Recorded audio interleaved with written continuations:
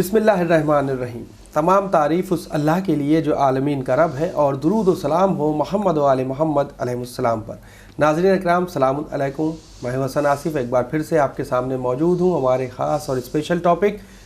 اسلام اور صحابہ کے عنوان کے ساتھ۔ ناظرین، بلا تاخیر ہم چاہیں گے ایپیسوڈ کی شروعات کریں اور سب سے پہلے استقبال کریں مولانا فیض عباس صاحب کا، جو اس وقت ہمارے ساتھ اسٹوڈیو میں موجود ہے۔ آغا السلام علیکم۔ وعلیکم السلام ورحمۃ اللہ وبرکاتہ۔ آغا، ہمارا سب سے پہلا یہی سوال رہے گا کہ کہا جاتا ہے جعلی صحابہ کے سلسلے سے کہ یہ جعلی صحابہ کون ہیں، ہم چاہیں گے اس پر تھوڑی سی روشنی ڈالیں۔ اعوذ باللہ من الشیطان اللعین الرجیم، بسم اللہ الرحمن الرحیم، الحمد للہ رب العالمین، الصلاۃ والسلام علی سید الانبیاء والمرسلین وعلی اہل بیتہ الطیبین الطاہرین ولعنۃ اللہ علی اعدائہم اجمعین۔ بات جب صحابیت اور اہل بیت کی آتی ہے تو ایک بحث اس میں نکل کے آتی ہے، جیسے اس سے پہلے ایپیسوڈ میں ہم لوگوں نے باتیں کی ہیں کہ اگر صحابی ہونا ہی نگاہ قدرت میں ایک بہت بڑا مرتبہ ہے تو کیا تمام صحابی برابر ہیں؟ اور پیغمبر کو دیکھنا ہی اگر صحابیت ہے تو پھر جس نے اس دور میں دیکھا کیا ہم اس سے دین کو سیکھ سکتے ہیں؟ اس کے جوابات اپنی حد بھر میں نے کوشش کی کہ میں پہنچا سکوں۔ اسی میں ایک بحث نکل کر آتی ہے کہ کیا جتنے بھی پیغمبر اسلام کے زمانے میں افراد پیغمبر کے اوپر ایمان لائے وہ دل سے ایمان لائے تھے، یعنی وہ جو زبان سے کہہ رہے تھے ان کا دل بھی وہی کہہ رہا تھا، یا پھر نہیں، زبان کچھ اور تھی اور دل کچھ اور کہہ رہا تھا؟ اس کے بعد دوسرا سوال یہ آتا ہے کہ پیغمبر اسلام کے بعد آج 14 صدی ہو گئیں، تو ہم آج کے دور میں جن کو صحابی سمجھ رہے ہیں آیا وہ صحابی ہیں بھی یا نہیں ہیں؟ یعنی حقیقی معنی میں وہ تعریف صحابیت میں فٹ بھی ہوتے ہیں، یا پھر ان کو کچھ یہودیوں نے اور کچھ ایسی طاقتوں نے جو دین کو بگاڑنا چاہتے تھے ان کو صحابیت کا لباس پہنایا اور صحابیت کی فہرست میں داخل کر دیا۔ جب ہم تاریخ کی منہ شکافی کرتے ہیں اور تاریخ کو پڑھتے ہیں تو معلوم یہ ہوتا ہے کہ نہیں، عام مسلمان کی جو تعریف ہے صحابی کی اس میں بہت سے ایسے افراد ہیں وہ اس تعریف پر کہیں بھی فٹ نہیں بیٹھتے، لیکن جب فہرست اٹھائی جاتی ہے تو ان میں ان کا نام نظر آتا ہے۔ تو مرتضیٰ عسکری خداوند عالم جو ہے وہ ان کے درجات کو بلند فرمائے، انہوں نے بڑی کاوشیں کی ہیں، بڑی محنتیں کی ہیں، بہت سی کتابیں انہوں نے لکھی ہیں۔ ان کی ایک کتاب ہے بہت مشہور 150 جعلی صحابہ کے نام سے، اچھا، فارسی میں بھی موجود ہے اس وقت اور اردو میں بھی غالباً اس کا ترجمہ ہو چکا ہے۔ انہوں نے اس کتاب کے اندر 150 نام ایسے پیش کیے ہیں جو اصل میں ان کا وجود ہی نہیں ہے، یعنی وہ صحابیت کی کسی فہرست میں شامل ہی نہیں ہے، مگر مسلمان ان کو محترم سمجھتے ہیں اور یہ کہتے ہیں کہ نہیں صاحب یہ بھی صحابی ہیں اور ان سے بھی دین لیا جا سکتا ہے۔ اس کتاب کے اندر جو انہوں نے لکھی ہے، البتہ اس میں کافی وقت چاہیے، میں صرف اشارہ کروں گا، جو صاحب ذوق ہیں انشاءاللہ اس کتاب کو خریدیں اور اس کو پڑھیں، اردو میں بھی وہ کتاب آپ کو ملے گی۔ اس میں وہ اپنے مقدمے میں ہی اس بات کو بیان کرتے ہیں کہ فرماتے ہیں کہ میں نے اس کتاب میں سیف کے جعل کیے گئے اصحاب، سیف یہ کون ہے اس کا بھی ذکر ہوگا، اس سے منسوب جو افراد ہیں ان کا میں نے اس میں تذکرہ کیا ہے۔ اب وہ یہ کون ہے، سیف کون ہے، یہ پوری ایک بحث ہے جس کا وقت نہیں ہے، میں بہت مختصر کر کے لے کے آیا ہوں۔ مؤلف محترم نے کتاب کے ایک حصے میں سیف بن عمرو تمیمی کے بلا واسطہ خلق کیے گئے 150 جعلی اصحاب میں سے مندرجہ ذیل اصحاب کے حالات پر بحث و تحقیق کی ہے، یعنی 150 نام نکالے ہیں اس محقق نے کہ جو اصل میں صحابی ہیں ہی نہیں، لیکن کسی نے ان کو صحابی بنایا اور آج وہ صحابی کی حیثیت سے پہچانے جاتے ہیں۔ وہ کب پیدا ہوئے، کہاں پیدا ہوئے، ان کی حالات زندگی کیا تھے، کیسے وہ مسلمان ہوئے بھی یا نہیں ہوئے، ان کا وجود بھی ہے یا نہیں، 150 لوگوں کے بارے میں بات کی ہے کہ یہ جو جعلی صحابہ کہلاتے ہیں، جن میں شروعات ہوتی ہے قعقاع بن عمرو بن مالک تمیمی سے،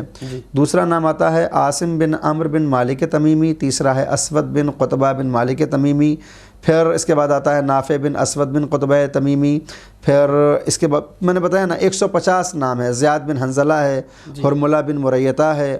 پھر اس کے بعد دیکھیں تو ربی بن مطر ہے، ربیع بن افکل ہے، سعر بن خاف، یعنی میں اگر پڑھتا چلا جاؤں گا تو یہ 150 نام ہیں جس کو میں اسکرین پر نہیں دکھا سکتا، لیکن میں اپنے ناظرین سے، اپنے دوستوں سے گزارش کروں گا کہ اس کتاب کو ضرور خریدیں۔ ایک بار اور سے کتاب جی 150 جعلی صحابہ، یہ اردو میں بھی کتاب موجود ہیں، انشاءاللہ وہ آپ کو مل جائے گی، جس میں ان 150 افراد کا تذکرہ ہے کہ اصل میں یہ صحابی کسی بھی فہرست میں شامل نہیں ہو سکتے تھے، کسی بھی تعریف میں صحابی نہیں ہے، مگر آج مسلمان ان کو محترم سمجھتے ہیں اور ان کی اقتداء کرتے ہیں۔ ان کو جعلی صحابی کہا جاتا ہے، ان کا پیغمبر سے کوئی واسطہ نہیں ہے۔ بہت خوب۔ ایک طرف جہاں بات آتی ہے رسول اسلام صلی اللہ علیہ وآلہ وسلم کی کہ آپ نے کسی ایک ایسے صحابی کو وہ مرتبہ عطا کیا کہ یعنی اپنے اہل بیت میں شامل کیا ہے، وہ کون تھے؟ یہ ایک اتنا بہترین سوال ہے جو میرے ذہن کے بہت سے سوالوں کے جواب دے دیتا ہے۔ پیغمبر اسلام کے ایک صحابی ہیں، مسلمان سب ان کا احترام کرتے ہیں، نام ہے ان کا سلمان فارسی، کیونکہ فارس کے رہنے والے تھے، ایران کے، لہٰذا ان کو سلمان فارسی کہتے ہیں۔ بعض افراد ان کو سلمان محمدی کے نام سے بھی جانتے ہیں۔ آپ کے اعمال و افعال، آپ کی سیرت، آپ کے کردار اور آپ کے اخلاق سے پیغمبر اسلام اتنا متاثر سے یعنی اتنا خوش ہوئے کہ آپ نے ایک موقع پر ارشاد فرمایا کہ سلمان و منا اہل البیت، سلمان ہم اہل بیت میں سے ہے۔ دیکھیں اب میں یہیں پر صرف ایک جملے میں آپ کتنا گہرا فلسفہ پوشیدہ ہے کہ اگر صحابہ اہل بیت سے افضل ہوتے، تھوڑی سی دیر کے لیے ہم مان لیں کہ صحابہ اہل بیت سے افضل ہیں، تو پھر پیغمبر اسلام حضرت سلمان کا پروموشن نہیں کر رہے ہیں، ڈیموشن کر رہے ہیں۔ بالکل صحیح، اس لیے کہ سلمان فارسی صحابی تو پہلے سے ہیں، ان کے کردار سے خوش ہو کے کیا کہہ رہے ہیں؟ سلمان و منا اہل البیت، سلمان ہم اہل بیت میں سے ہے، یعنی خوش ہوئے ہیں نا، ان کا پروموشن کر رہے ہیں۔ اس کا مطلب یہ ہے کہ پروموشن ہمیشہ اوپر کی طرف ہوتا ہے۔ صحابی کو اہل بیت میں شامل کیا جا رہا ہے ایک تمغے کے طور پر، اس کا مطلب یہ ہے کہ اہل بیت کا درجہ بلند ہے۔ بے شک اگر صحابی ہونا اہل بیت ہونے سے بڑا درجہ ہوتا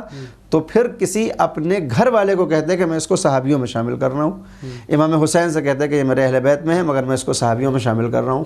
امام حسن کے لیے کہا جاتا کہ یہ میرے اہل بیت میں ہے مگر میں اس کو صحابیوں میں شامل کر رہا ہوں۔ علی کے لیے کہا جاتا کہ یہ میرے اہل بیت میں سے ہے مگر میں اسے صحابیوں میں شامل کر رہا ہوں۔ نہیں، کچھ بھی نہیں ملتا ہے، پرموشن ہمیشہ نیچے سے اوپر کی طرف ہوتا ہے۔ ایک صحابی کو تو اہل بیت میں شامل کیا جا رہا ہے، کسی اہل بیت کو صحابیت میں پیغمبر شامل ہو کے اس کا اعلان نہیں کر رہے ہیں۔ تو حضرت سلمان فارسی وہ شخصیت ہیں کہ جن کو اہل بیت میں شامل کیا گیا، اور یہ شامل کیا جانا یہ بتاتا ہے کہ نگاہ پیغمبر میں اہل بیت ہونا صحابی ہونے سے بڑا درجہ ہے۔ وہ کون سے ایک ایسے صحابی ہیں جن کے بارے میں قرآن مجید میں بہت ہی کھلے طور پر جو مذمت ہوئی ہے؟ میں دیکھیں قرآن میں جو کہ ایک بات یہ ہے کہ کسی کا نام نہیں لیا گیا کبھی بھی، صرف ایک نام مردوں میں ملتا ہے زید کا، وہ بھی ایک خاص موقع کے اوپر کہ جب وہ اپنی زوجہ کو طلاق دیتے ہیں اور پھر پیغمبر اسلام نسبت دیتے ہیں ان سے، تو بہت سے لوگ اعتراض کرتے ہیں کہ اپنے لے پالک بیٹے کی بیوی سے شادی کر رہے ہیں، اس موقع پر ایک آیت آتی ہے اور زید کا نام آتا ہے، اور ایک نام کافروں میں آتا ہے ابو لہب کا، تبت یدا ابی لہب۔ اس کے علاوہ آپ کو کسی کا نام دکھائی نہیں دے گا۔ نام سے مراد پیغمبر کے زمانے میں جو لوگ زندہ ہیں ان میں سے کسی کا نام نہیں ہے سوائے ان دو افراد کے، یا اگر کسی اور ایک دو لوگوں کا ہو تو میرے ذہن میں نہیں ہے، البتہ میں مطمئن ہوں کہ ان دو ناموں کے علاوہ اور کوئی نام پیغمبر کی زندگی سے قرآن میں شامل نہیں ہے۔ لہٰذا نام لے کر تو کسی کی مذمت نہیں ہے، لیکن جب ایسی آیات کو آپ اٹھا کر دیکھیں گے کہ جن میں کہیں مذمت نظر آتی ہے اور پھر اس کا مصداق تلاشیں گے تو آپ کو بہت سے افراد نظر آ جائیں گے۔ مثال کے طور پر ایک آیت یہ آتی ہے کہ پیغمبر کی بیویوں کے دل ٹیڑھے ہو گئے ہیں، تو وہاں پر نام نہیں لیا کہ کون سی بیوی ہیں، مگر ہم کو تلاش کرنا پڑے گا کہ کوئی نہ کوئی تو ایسی بیوی ہے کہ جس کا دل ٹیڑھا تھا، جو پیغمبر اسلام کی مخالفہ ہونے والی تھی۔ تو یہ تلاشنا جو ہے وہ تاریخ کا کام ہے، مسلمانوں کا کام ہے۔ اسی طرح سے جب ہم بات کرتے ہیں قرآن کریم میں مذمت کی، تو قرآن کی آیت یہ ہے کہ جب کوئی فاسق تمہارے پاس خبر لے کر آئے تو اس کی خبر کو یوں ہی نہ مان لو۔ میں عام طور پر عربی استعمال نہیں کرتا ہوں، وقت کم ہوتا ہے، جلدی سے بات نکل جاتی ہے، ورنہ پھر سارا وقت عربی میں ہی نکل جائے گا، اور کچھ زیر زبر اگر آگے پیچھے ہو جائے تو پھر وہ ایک قابل گرفت بھی ہو جاتا ہے، البتہ نہیں ہونا چاہیے۔ تو قرآن کریم کی ایک آیت ہے کہ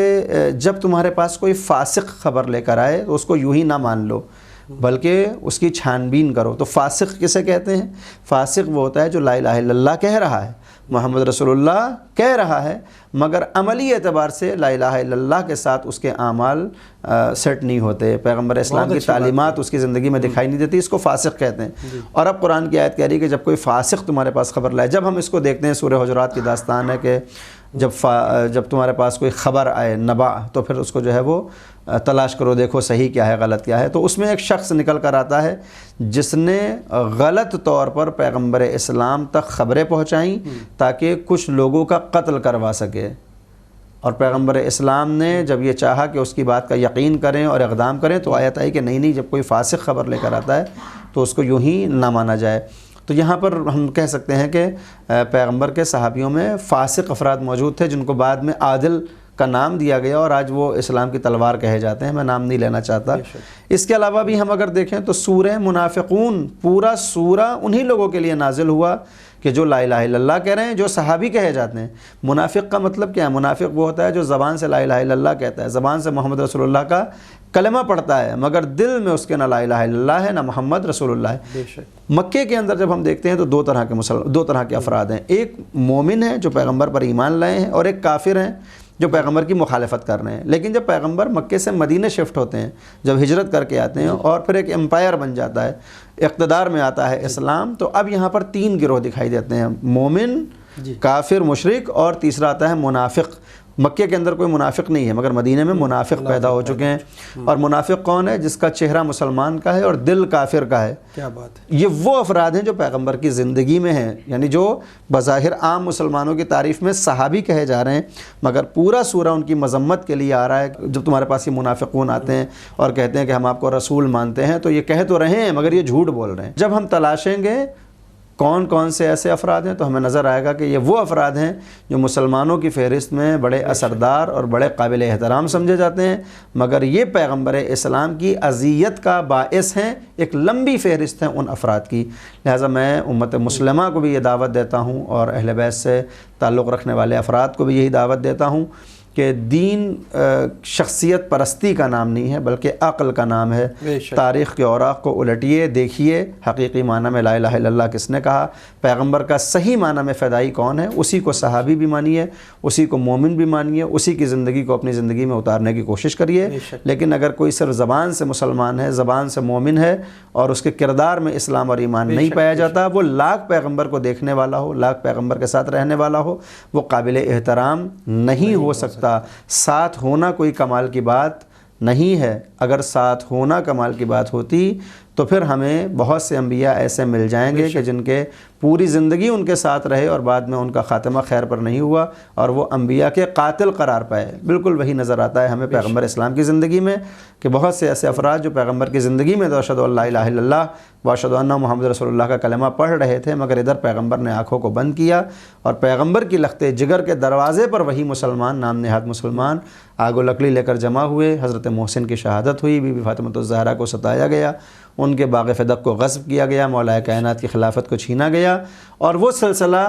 وہاں سے شروع ہوا تھا، ختم آج بھی نہیں ہوا ہے۔ ایک کے بعد دوسرا امام ہمارا آتا رہا اور ایسے مسلمانوں کے زہر کا شکار ہوتا رہا، دنیا سے جاتا رہا، یہاں تک کہ آج بھی ہم دیکھتے ہیں کہ اہل بیت سے محبت کرنے کی بنیاد پر لوگوں کو مارا جا رہا ہے، کاٹا جا رہا ہے۔ ہمارے اطراف میں جو ممالک ہیں ان میں دیکھیے کبھی امام بارگاہ میں بلاسٹ کیا جا رہا ہے، کبھی انجمن کے ماتم میں جو ہے وہ فائرنگ ہو رہی ہے۔ یہ کس چیز کی سزا دی جا رہی ہے؟ صرف اس بات کی کہ یہ اہل بیت والے ہیں۔ یہ وہی افراد ہیں کہ جو جن کا ظاہر اسلام کا ہے اور باطن میں ان کے کفر، شرک اور نفاق ہے۔ اگر ہم جو چینل ون میں ہے اس وقت، یہ چینل میسج آف ہیومینٹی ہے، اور خاص کر یہ میسج دیتا ہے کہ کس طریقے سے انسان کو انسان کے ساتھ بنے رہنا ہے، تو خاص کر معصومین علیہ السلام کے سلسلے سے، اہل بیت اطہار علیہ السلام کے سلسلے سے جو تعلیمات ہم تک پہنچی ہیں، جو ہدایتیں رسول کریم صلی اللہ علیہ وآلہ وسلم نے عوام تک پہنچائی ہیں، خاص کر اللہ کے پیغامات، چاہے وہ قرآن مجید ہو، احادیث معصومین ہو، تو ہم چاہیں گے کہ ایک پیارا سا اچھا سا میسج خاص کر جو انسان صفت لوگ ہیں ان کے لیے، اور جو انسان تو ہیں لیکن انسان کی شکل میں جانور نظر آتے ہیں، ان کے لیے بھی کیا میسج ہونا چاہیے، یہ خاص کر ہمارے ناظرین کو۔ میں بس اتنا ہی کہنا چاہتا ہوں کہ ہم دنیا کے کسی بھی خطے میں رہتے ہوں، ہم کسی بھی مذہب کے ماننے والے ہوں، ہم کسی بھی دین کے ماننے والے ہوں، ہم سب سے پہلے انسان ہیں، اور انسان کا مطلب یہ ہے کہ ہمارے اندر وہ خوبیاں ہونا چاہیے، وہ باتیں ہونی چاہیے جو انسانیت کی شناخت کروائیں، حیوانیت کی شناخت نہ کروائیں۔ ہمارا جو اپنا عقیدہ ہے، جو ہمارا دین ہے، وہ ہمارے تک محدود ہو۔ ہم کسی کی جان اس بات پر نہ لے لیں کہ وہ ہمارے دین پر نہیں ہے۔ ہم کسی کی جان اس بات پر نہ لیں کہ وہ ہمارے مذہب پر نہیں ہے۔ نہ تو اسلام اس بات کی اجازت دیتا ہے کہ تم کسی دوسرے دین یا کسی دوسرے مذہب والے کی جان لے لو، اور نہ انسانیت اس بات کو گوارا کرتی ہے کہ جو آپ کا ہم فکر نہیں ہے آپ اس کی جان لے لیں۔ نہیں، اگر اس کا بوجھ دنیا پر بھاری ہوتا تو پھر پروردگار اس کو اس دنیا میں بھیجتا ہی کیوں؟ لہٰذا اس رنگ برنگی دنیا میں جو جس مذہب کو بھی مانتا ہے، جو جس دین کو مانتا ہے، وہ اپنا دین مانتا رہے۔ ہر انسان اپنا ذمہ دار ہے، اپنے دین کی پابندی کرے اور انسانیت کے تقاضوں کو پورا کرتا رہے۔ یہ عام انسانوں کے لیے بھی یہی میں کہنا چاہوں گا، اور مسلمانوں سے بھی یہی کہنا چاہوں گا کہ وہ جس فرقے کے بھی ہوں، جس فقہ کو ماننے والے ہوں، ہم سب کا خدا ایک ہے، ہم سب کا پیغمبر ایک ہے، ہم سب کا کعبہ ایک ہے، ہم سب کی قرآن ایک ہے۔ اختلاف ہیں ہمارے فرقوں میں بہت سے، مگر اتفاق کی بھی بہت سی چیزیں ہیں۔ ان اتفاق والی چیزوں کے اوپر ہم متفق ہو جائیں اور اسلامی برادری کا اظہار کرتے ہوئے ایک دوسرے کے خیر خواہ بنے رہیں، تاکہ کم از کم ایک راستہ بچا رہے کہ ہم حق کو پہچانیں اور پیغمبر اسلام سے وصل ہو جائیں۔ بہت خوب، بہت بہت شکریہ آغا۔ تو ناظرین، آپ کو ہماری یہ سارے جتنے بھی یہ 5 ایپیسوڈ جو ہمارے تھے یہ آپ کو کیسے لگے؟ آپ اپنا فیڈ بیک ہر بار کی طرح ہمیں winislam@gmail.com پر ضرور سینڈ کریں، اور دیکھتے رہیں چینل ون پیغام انسانیت۔ شکریہ، خدا حافظ۔